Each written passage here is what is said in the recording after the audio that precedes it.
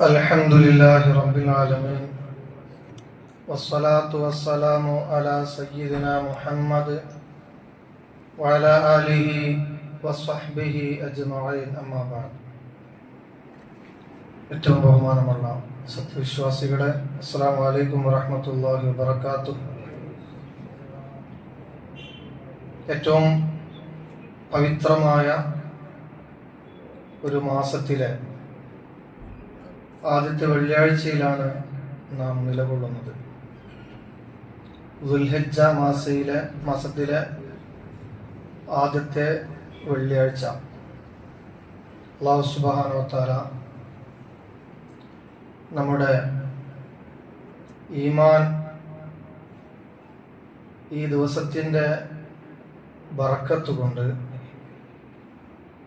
ഉറപ്പിച്ച് നിർത്തുമാറാവട്ടെ. എല്ലാവിധ പ്രശ്നങ്ങളും പ്രയാസങ്ങളും തരണം ചെയ്യാനുള്ള മനക്കട്ടിയും മനോവീര്യം അള്ളാഹു നമുക്ക് നൽകി അനുഗ്രഹിക്കുമാറാവട്ടെ. അള്ളാഹുവിൻ്റെ വളരെ വലിയ പരീക്ഷണങ്ങളിൽ നിന്നും നമ്മയും കുടുംബത്തെയും അള്ളാഹു സുബ്ഹാനഹു വ തആല കാത്തു രക്ഷിക്കുമാറാവട്ടെ. രോഗം കൊണ്ട് പ്രയാസപ്പെടുന്ന ധാരാളം വിശ്വാസികൾ നമ്മൾക്കിടയിലുണ്ട്. അവരുടെയൊക്കെ അസുഖം അള്ളാഹു സുബ്ഹാനഹു വ തആല എത്രയും പെട്ടെന്ന് ശിഫ പകർത്തി കൊടുക്കുമാറാവട്ടെ. നമ്മിൽ നിന്ന് മരണപ്പെട്ടു പോയ ധാരാളം മാതാപിതാക്കളടക്കമുള്ള ആളുകളുണ്ട്. എല്ലാവർക്കും അള്ളാഹു തആല മഗ്ഫിറത്തും റഹ്മത്തും പ്രദാനം ചെയ്യുമാറാവട്ടെ. മുഅ്മിനീങ്ങളെ, ഹജ്ജിന്റെ ദിവസങ്ങളിൽ വിശ്വാസിക്ക് ഏറ്റവും മഹത്തായ ആത്മീയ നിമിഷങ്ങളാണ് അനുഭവപ്പെടുന്നത് എന്ന് നമുക്കൊക്കെ അറിയാം. ഈ ഹജ്ജ്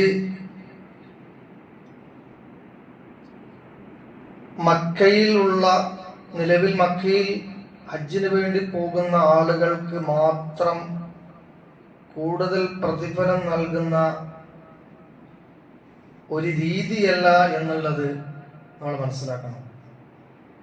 സാമ്പത്തികമായ ശേഷിയുള്ള ആളുകൾക്ക് ഹജ്ജിന് പോയി കഴിഞ്ഞാൽ അല്ലാഹു തആല മതിയായ പ്രതിഫലം നൽകും എന്നതുപോലെ തന്നെ സാമ്പത്തിക ശേഷിയില്ലാത്ത ആളുകൾക്കും അവരുടെ ഇടങ്ങളിൽ വെച്ചുകൊണ്ട് അള്ളാഹുവിലേക്ക് ആഗ്രഹങ്ങൾ പ്രകടിപ്പിക്കുമ്പോൾ, അള്ളാഹുവിലേക്ക് ആവശ്യങ്ങൾ ഉയർത്തുമ്പോൾ അവർക്കും മതിയായ പ്രതിഫലം നൽകാൻ മതിയായവനാണ് അല്ലാഹു തആല എന്ന് നമ്മൾ മനസ്സിലാക്കണം. അതുകൊണ്ട് തന്നെ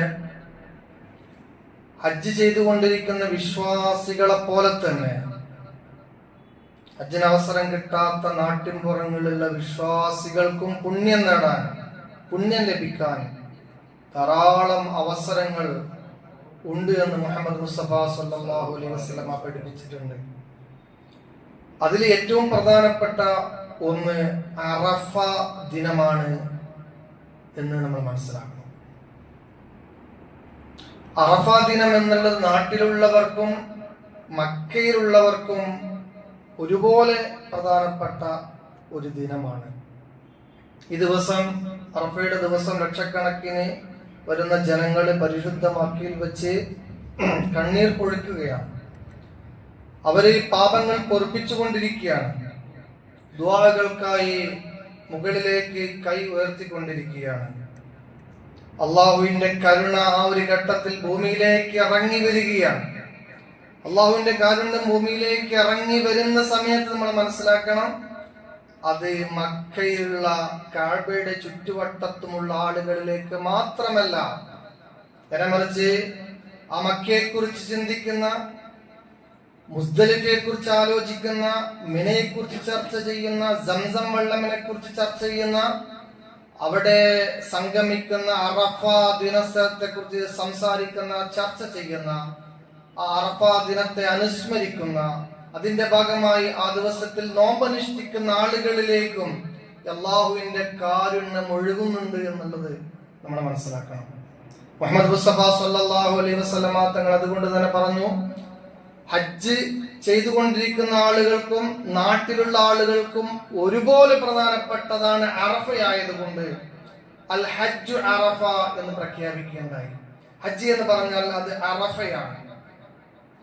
അത് ശാരീരികമായി അവിടെ സമ്മേളിക്കാൻ സാധിച്ച ആളുകൾക്ക് കിട്ടുന്നത് പോലെ തന്നെ ശാരീരികമായി അവിടെ സമ്മേളിക്കാത്ത ആളുകൾക്കും അറഫ ലഭിക്കണം, അറഫ ലഭിക്കും എന്നാണ് മുഹമ്മദ് മുസ്തഫ സല്ലല്ലാഹു അലൈഹി വസല്ലം തങ്ങൾ പറയാതെ പറയുന്നത്. അതുകൊണ്ട് തന്നെ ഈ അറഫ ദിനത്തിന് ധാരാളം പാഠങ്ങളുണ്ട് എന്ന് നമ്മൾ തിരിച്ചറിയണം. അതിൽ പ്രധാനമായും ഒന്നാമത്തെ പാഠം മനുഷ്യർ അള്ളാഹുവിന്റെ മുന്നിൽ തുല്യരാണ് എന്നുള്ളതാണ് അറഫ ദിവസത്തിലെ അല്ലെങ്കിൽ അറഫ ദിനത്തിന്റെ ഏറ്റവും വലിയ പാഠം. അറഫയിൽ ലക്ഷക്കണക്കിന് മനുഷ്യര് തിങ്ങി നിറഞ്ഞു നിൽക്കുകയാണ് അറഫയുടെ ദിവസം. അവിടെ രാജാവും പാവപ്പെട്ടവനും അറബിയും അജമിയും കറുത്തവനും വെളുത്തവനും പണ്ഡിതനും പാമരനും എല്ലാവരും ഒരേ വേഷത്തിലാണ്, എല്ലാവർക്കും ഒരേ വസ്ത്രമാണ്, എല്ലാവരുടെയും മന്ത്രം ഒന്നാണ്, ലബ്ബൈക അല്ലാഹുമ്മ ലബ്ബൈക് ലബ്ബൈക ലാ ശരീക ലക ലബ്ബൈക് എന്ന മന്ത്രമാണ്. അഥവാ അള്ളാഹുവിന്റെ മുന്നിൽ മനുഷ്യരിൽ ആരും വലിയവനല്ല. അള്ളാഹുവിന്റെ മുന്നിൽ എല്ലാവരും ഒരുപോലെയാണ്. വലിയവനായിട്ടുള്ളവൻ, മഹാനായിട്ടുള്ളവൻ അത് അള്ളാഹു മാത്രമാണ്. അതാണ് അല്ലാഹു അക്ബർ അല്ലാഹു അക്ബർ അല്ലാഹു അക്ബർ എന്ന തക്ബീർ നമ്മെ പഠിപ്പിക്കുന്നത്. വിശുദ്ധ ഖുർആൻ ഇതുമായി ബന്ധപ്പെട്ട് പറയുന്നുണ്ട്, യാ അയ്യുഹന്നാസു ഇന്നാ ഖലഖനാകും മിൻ ദക്കരിൻ വ ഉൻസ വജഅൽനാകും ശുഊബൻ വ ഖബായില ലിതആറഫു ഇന്ന അക്രമകും ഇൻദല്ലാഹി അത്ഖാകും. മനുഷ്യരെ, നിങ്ങളൊക്കെ ഒരാണിൽ നിന്നും ഒരു പെണ്ണിൽ നിന്നും ഉള്ളവരാണ്. നിങ്ങളെ ഗോത്രങ്ങളായി നിങ്ങളെ വംശങ്ങളാക്കിയിട്ട് മാറ്റിയത് നിങ്ങൾ പരസ്പരം അറിയാൻ വേണ്ടിയിട്ടാണ്.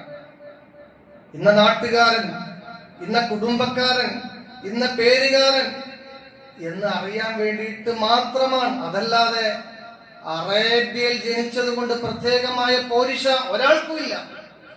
ഇന്ന തറവാട്ടിൽ പിറന്നു എന്നുള്ളത് കൊണ്ട് ഒരാൾക്കും ഒരു പോരിശയും പടച്ചവന്റെ മുന്നിലില്ല. ഇന്ന പാർട്ടികൾ ആളുകളായി എന്നുള്ളത് കൊണ്ടും ഒരാൾക്കും ഒരു പ്രാധാന്യമില്ല. സമ്പന്നന്റെ മകനായി പിറന്നു എന്നുള്ളത് കൊണ്ട് ഒരാൾക്കും ഒരു പ്രാധാന്യവുമില്ല. മനുഷ്യരെല്ലാം ഒന്നാണ്. നിങ്ങളെ പരസ്പരം അറിയാൻ വേണ്ടി, അറിയപ്പെടാൻ വേണ്ടിയിട്ടാണ് ഇങ്ങനെ വ്യത്യസ്തമായ രൂപങ്ങളിൽ അല്ലാഹു തആല സൃഷ്ടിച്ചു വെച്ചിരിക്കുന്നത്. ഇന്ന അക്രമകും ഇൻദല്ലാഹി അത്ഖാകും. പക്ഷേ അള്ളാഹുവിന്റെ അടുക്കൽ സ്ഥാനമുണ്ട്. ആർക്കെന്നറിയുമോ? നിങ്ങളിൽ നല്ല മനുഷ്യർക്ക്, തഖ്വയുള്ള ആളുകൾക്ക്, മൂല്യമുള്ള ആളുകൾക്ക് അള്ളാഹുവിന്റെ അടുക്കൽ സ്ഥാനമുണ്ട് എന്നാണ്. ഇന്ന് ലോകം മനുഷ്യരെ അളക്കുന്നത് അവന്റെ പണം കൊണ്ടാണ്, പദവി കൊണ്ടാണ്, ജാതി കൊണ്ടാണ്, രാഷ്ട്രീയം കൊണ്ടാണ്. പക്ഷെ അറഫ പഠിപ്പിക്കുന്നത് അങ്ങനെയല്ല. മനുഷ്യന്റെ മഹത്വം അളക്കേണ്ടത് അവന്റെ നന്മ കൊണ്ടാണ്, തഖ്വ കൊണ്ടാണ്.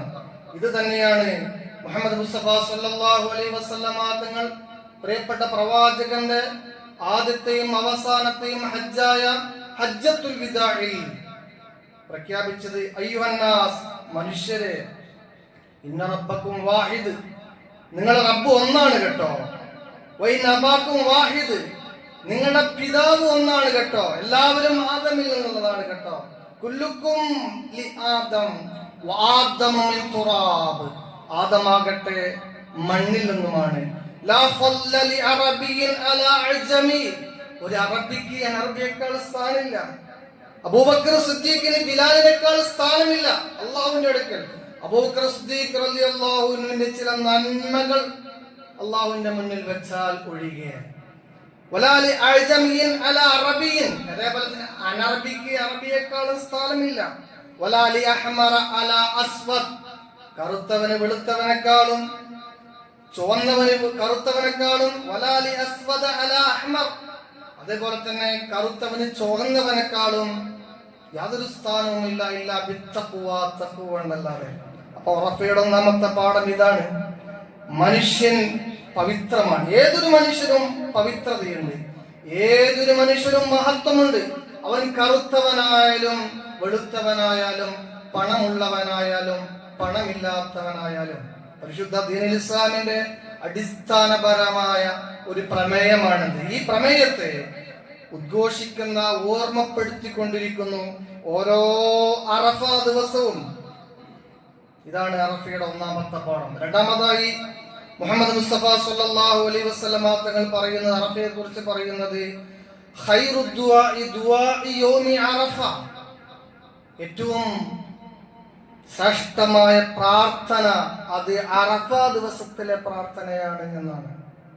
അവിടെ നമ്മൾ ആലോചിക്കണം, മക്കയിലുള്ള ആളുകൾക്ക് മാത്രമല്ല പ്രാർത്ഥിക്കാനുള്ള അവസരം, നാട്ടിലുള്ള ആളുകൾക്കും പ്രാർത്ഥിക്കാനുള്ള അവസരമുണ്ട്.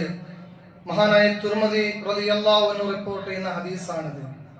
കാരണം ആ ദിവസം ഏറെ പവിത്രമാണ്. അടിമയെ ഉടമയായി അള്ളാഹു പരിഗണിക്കുന്ന ഒരു ദിവസമാണ്. കൈകൾ അള്ളാഹുവിലേക്ക് നാം ഉയർത്തുക, നമ്മുടെ ആഗ്രഹങ്ങൾ അള്ളാഹുവോട് നാം ചോദിക്കുക, അതിന് പ്രത്യേകമായ പരിഗണനയുണ്ട് എന്നാണ് മുഹമ്മദ് മുസ്തഫ സല്ലല്ലാഹു അലൈഹി വസല്ലമ തങ്ങൾ നമ്മെ പഠിപ്പിക്കുന്നത്. മൂന്നാമത് അറഫ നൽകുന്ന ഒരു പാഠമുണ്ട്. അത് മരണവും അന്ത്യനാളും ഓർമ്മപ്പെടുത്തുന്നു എന്നുള്ളതാണ്. അറഫയിലെ ഇഹ്റാമിന്റെ വേഷം ധരിച്ച ജനക്കൂട്ടം ഒരു മഹ്ശറിന്റെ ഓർമ്മപ്പെടുത്തലാണ്. വെളുത്ത വസ്ത്രമാണ് അവർ ധരിച്ചിരിക്കുന്നത്. അവിടെ ആഡംബരങ്ങളെ ഇല്ല, അവിടെ പരസ്പരം അഹങ്കാരങ്ങളില്ല, അവര് തൻ പോരിമകളില്ല, അതേപോലെ തന്നെ പോരുകളുമില്ല, വെറുപ്പുമില്ല, വിദ്വേഷവുമില്ല, ഒന്നുമില്ല.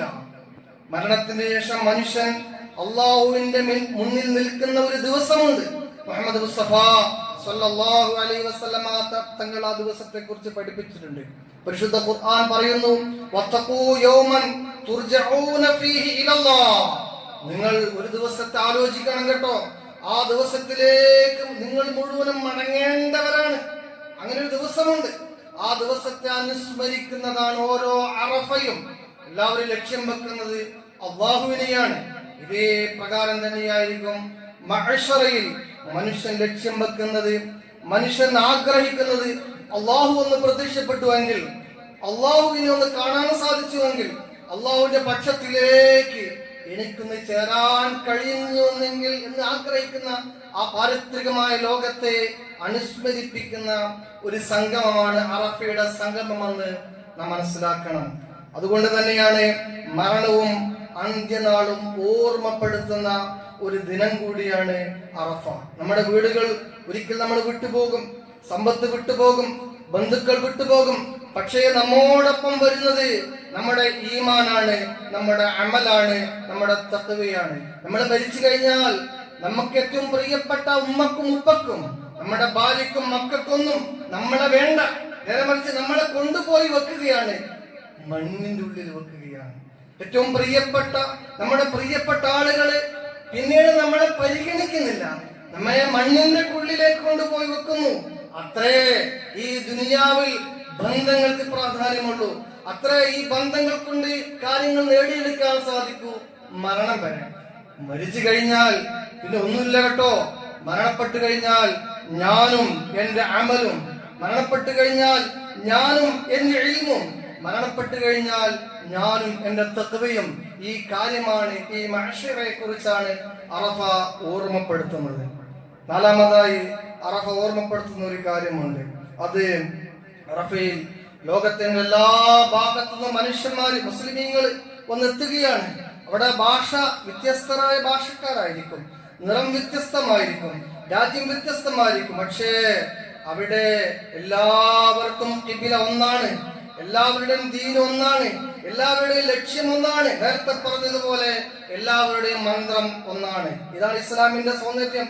നാടിന്റെ ഓളങ്ങളിൽ, നാട്ടിൻ പ്രദേശങ്ങളിൽ, ഗ്രാമങ്ങളിൽ, അങ്ങാടികളിൽ നിങ്ങൾ വ്യത്യസ്തമായ ചേരികളിൽ നിന്നുകൊണ്ട് സംസാരിച്ചിട്ടുണ്ടാകാം, നിങ്ങൾ വ്യത്യസ്തമായ ഗ്രൂപ്പുകളായി തിരിഞ്ഞിട്ടുണ്ടാകാം, നിങ്ങൾ വ്യത്യസ്തമായ പള്ളികൾ സ്ഥാപിച്ചിട്ടുണ്ടാകാം, നിങ്ങൾ വ്യത്യസ്തമായ സ്ഥാപനത്തിലും സംഘടനകളും പ്രവർത്തിച്ചിട്ടുണ്ടാകാം. ആ സംഘടനകൾക്ക് വേണ്ടിയും വിഭാഗീയമായി നിങ്ങൾ ഘോരം സംസാരിച്ചിട്ടുണ്ടാകാം. പക്ഷേ റബ്ബിന്റെ മുന്നിൽ നിങ്ങൾ വരുമ്പോ അവിടെ വിഭാഗമില്ല, ഗ്രൂപ്പിസമില്ല, കുടുംബമില്ല, സംഘടനയില്ല. എല്ലാവരും ഒന്നാണ്. നിങ്ങൾ എത്ര വിഭജിച്ചാലും, നിങ്ങൾ എത്ര ഛിന്ന ഭിന്നമായാലും, നിങ്ങളെ മുഴുവനും ഇതാ ഐക്യത്തിന്റെയും ഏകതയുടെയും ഒരു തോണിയിൽ പടച്ച റബ്ബ് നിർത്തിയിരിക്കുന്നു. മുസ്ലിം ഉമ്മത്തെ ഇതേ രൂപത്തിലായിരിക്കണം നിങ്ങൾ. അഭിപ്രായ വ്യത്യാസം എത്രമാത്രം ഉണ്ടായാലും നിങ്ങൾ ഒന്നാണ്, നിങ്ങൾ ഒരു ഉമ്മത്താണ് എന്ന ഏറ്റവും വലിയ സന്ദേശമാണ് ഈ അറഫയിൽ നമുക്ക് മനസ്സിലാക്കാൻ സാധിക്കുന്നത്. അഥവാ നമ്മൾ ഏകോദര സഹോദരങ്ങളാണ്, നമ്മൾ സഹോദര ബന്ധം ഊട്ടിയുറപ്പിക്കേണ്ടവരാണ്. അഭിപ്രായ വ്യത്യാസങ്ങൾ ഉണ്ടാകാം, അഭിപ്രായ വ്യത്യാസങ്ങൾ അവിടെ കിടക്കട്ടെ. പക്ഷേ നമ്മളൊക്കെ മുസ്ലിം ഉമ്മത്തി എന്ന നിലയിൽ ഐക്യത്തെ കാത്തു സൂക്ഷിക്കേണ്ടവരാണ്. അഭിപ്രായ വ്യത്യാസങ്ങൾക്ക് കൊടുക്കുന്ന പ്രാധാന്യത്തെക്കാൾ കൂടുതൽ പ്രാധാന്യം മുസ്ലിം ഉമ്മത്തിന്റെ ഐക്യത്തിന് കൊടുക്കണേ എന്ന ആശയമാണ് അറഫ നമ്മോട് നൽകുന്നത്. അറഫ നൽകുന്ന മറ്റൊരു സന്ദേശം പാപമോചനമാണ്. അല്ലാഹുവിന്റെ റസൂൽ സല്ലല്ലാഹു അലൈഹി വസല്ലം തങ്ങൾ പറഞ്ഞു, അതാനി ജിബ്രീൽ, എന്റെ അടുക്കൽ ജിബ്രീൽ വന്നു കേട്ടോ. വഅഖബറനി, എന്നോട് ജിബ്രീൽ പറഞ്ഞു, അന്നല്ലാഹ ഗഫറ ലി അഹ്ലി അറഫാത്തിൻ, അറഫയിൽ നിൽക്കുന്ന ആളുകൾക്ക് അല്ലാഹു തആല പുറത്തു കൊടുത്തിരിക്കുന്നു എന്ന് ജിബ്രീൽ വന്നിട്ട് എന്നോട് പറഞ്ഞു എന്ന് നബി സല്ലല്ലാഹു അലൈഹി വസല്ലം സഹാബാക്കളോട് ഉദ്ധരിച്ചപ്പോ മഹാനായ ഉമർ ഖത്താബ് റളിയല്ലാഹു അൻഹു ചോദിച്ചു, ഞങ്ങൾക്ക് മാത്രമാണോ, അറഫയിൽ നിൽക്കുന്ന ഞങ്ങൾക്ക് മാത്രമാണോ ഈ പാപമോചനമുള്ളത്? ആ സമയത്ത് പ്രിയപ്പെട്ട മുഹമ്മദ് മുസ്തഫ സല്ലല്ലാഹു അലൈഹി വസല്ലം തങ്ങൾ പറഞ്ഞു, നിങ്ങൾക്കും അന്ത്യദിനം വരെ വരാനിരിക്കുന്ന മുഴുവൻ ആളുകൾക്കും ഈ സന്തോഷ വാർത്തയുണ്ട് എന്നുള്ളതാണ്. അതുകൊണ്ട് തന്നെ അറഫ പാപമോചനത്തിന്റെ ഒരു ദിനമായിട്ട് നമ്മൾ മനസ്സിലാക്കണം. തെറ്റുകുറ്റങ്ങളൊക്കെ ഉദ്ധരിച്ചുകൊണ്ട്, തെറ്റുകുറ്റങ്ങളൊക്കെ പറഞ്ഞുകൊണ്ട് റബ്ബ് സുബ്ഹാനഹു വ തആലയോട് പാപമോചനം ചോദിക്കേണ്ട ഒരു ദിവസം കൂടിയാണ് അറഫ ദിവസം എന്ന് നമ്മൾ മനസ്സിലാക്കണം. തെറ്റുകളുണ്ടാകും, വീഴ്ചകളുണ്ടാകും, ദൗർബല്യങ്ങളുണ്ടാകും. പക്ഷേ ഒരു വിശ്വാസം ഒരിക്കലും നിരാശപ്പെടരുത്. എന്ത് തന്നെ തെറ്റ് ചെയ്താലും, എന്ത് തന്നെ കുറ്റം ചെയ്താലും റബ്ബിന്റെ മുന്നിൽ കൈനീട്ടിയിട്ട് പ്രാർത്ഥന നടത്തുമ്പോ, ഒന്ന് തൗബ ചെയ്യുമ്പോ, അത് വിശുദ്ധമായ റമളാനിൽ മാത്രം ഉള്ളതല്ല, ഇതേപോലെയുള്ളതായ പുണ്യദിനങ്ങൾ കൂടി ആ ദിവസത്തെ, ഈ അവസരത്തെ നാം ഉപയോഗപ്പെടുത്തണമെന്ന പാഠമാണ് മറ്റൊരു പാഠമായിട്ട് നമുക്ക് മനസ്സിലാക്കാൻ സാധിക്കാം. മറ്റൊരു പാഠം അവസാനമായി അഞ്ചാമത് ഒരു പാഠം പറയുന്നുണ്ട്.